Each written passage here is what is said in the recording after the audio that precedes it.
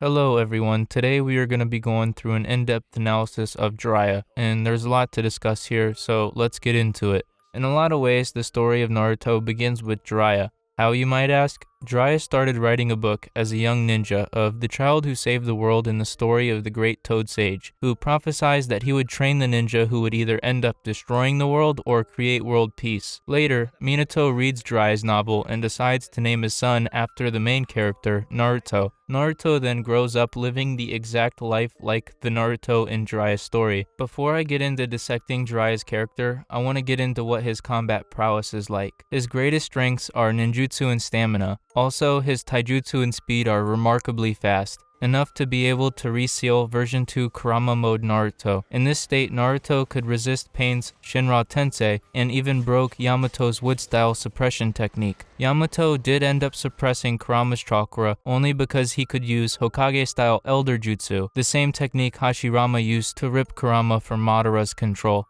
The greatest of ninja can always find flaws in an opponent. Jiraiya was no exception, being able to study his opponent and find a counter strategy. His intellect was so formidable, in fact, Pain said that he would have lost to Jiraiya if he had only known how Nagato's Six Paths technique worked. In this fight against Urashiki, Jiraiya was able to find a way to beat Urashiki's time rewind ability, and even Sasuke couldn't. One of the things that makes Jiraiya so talented is that he can utilize his summonings in very different ways. One of the ways he uses his toads for is espionage. When infiltrating the Rain Village, he uses Gamagakure Jutsu. The Rain Village is within a barrier Nagato constructed that allows him to sense if the village has been infiltrated. Jiraiya's chakra signature was hidden by being concealed in a frog, temporarily allowing him to bypass Pain's ability to detect intruders. Because his summoning toad stomachs are larger on the inside, he can use them to gain information. Jiraiya was able to tell if his subject is lying by the pulse of the extremity stuck within the toad. He can also turn people into frogs, as well as get rid of his victims by using the toad's gastric poison or collapsing the toad's stomach on them. I don't think this needs to be said, but he could summon Gamabunta, the most powerful combat toad, as well as reverse summon himself to Miyaboku if he hops inside a summoned toad's mouth. This also is one of the abilities his clone has shown after losing his fight against Ishiki. Kashin Koji is able to narrowly escape with his life. He also can use his toads to spy without having to risk getting caught. Jiraiya can hide within the shadow of people while having complete control over them. This technique looks to me a lot better than the Nara clan shadow paralysis. Jiraiya is not only capable of staying undetected from sensory ninja, but he has a great sensory ability of his own. Jiraiya is able to create a domain in which he can sense the presence of everything within. Being Minato's mentor, of course, Jiraiya has an advanced understanding of Fuinjutsu. Not only was Jiraiya able to decipher and undo Orochimaru's seal placed on Naruto, but also predicted that Minato chose to use the seal that he did to allow Naruto to be capable of using Kurama's chakra. He also has been able to seal jutsus inside ninja scrolls, similar to ninja gauntlets in Boruto.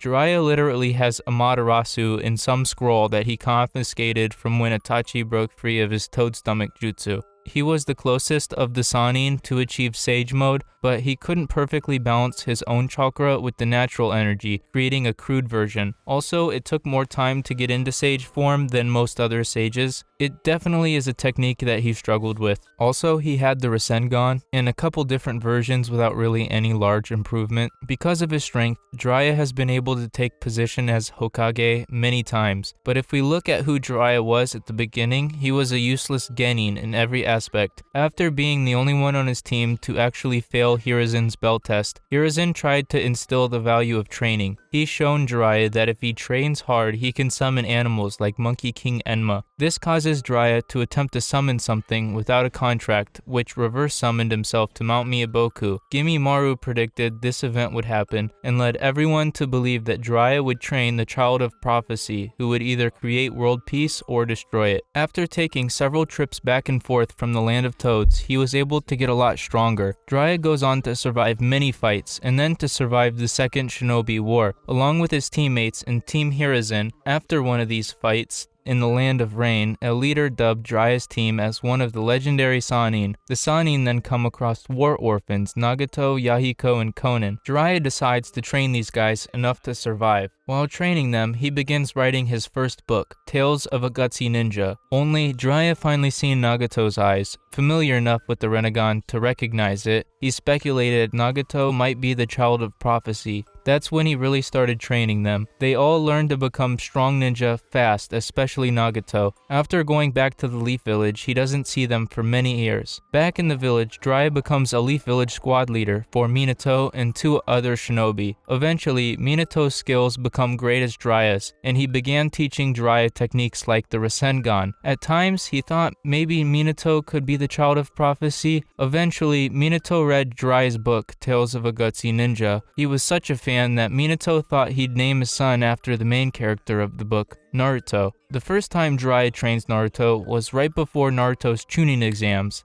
I don't know why Jiraiya was doing this, but he was like really reluctant and running away from Naruto as if he wasn't meant to spend his whole life training ninja. If you guys want to comment why he was acting this way, like he wasn't interested in Naruto, let me know. He could have been just too busy doing what he calls research for his Icha novels. It's a super popular adult series actually written about his rejections from Tsunade. At the beginning of part 1, Jiraiya is at surface level, a ninja drowning in money, sake, and women. At the time, he was the literal embodiment of shinobi vices. He was unable to control himself even while training Naruto, but late in part 2, we see a completely different person, and it becomes more transparent as to how he thinks, and what I mean by that is he often lets on that he's the one-tracked minded, pervy sage, but in actuality, he is a quite excellent shinobi. In the first period of Jiraiya's training, they get through fixing Naruto's seal, helping it improve his chakra control, learning how to manifest the Nine Tails chakra in life or death situations,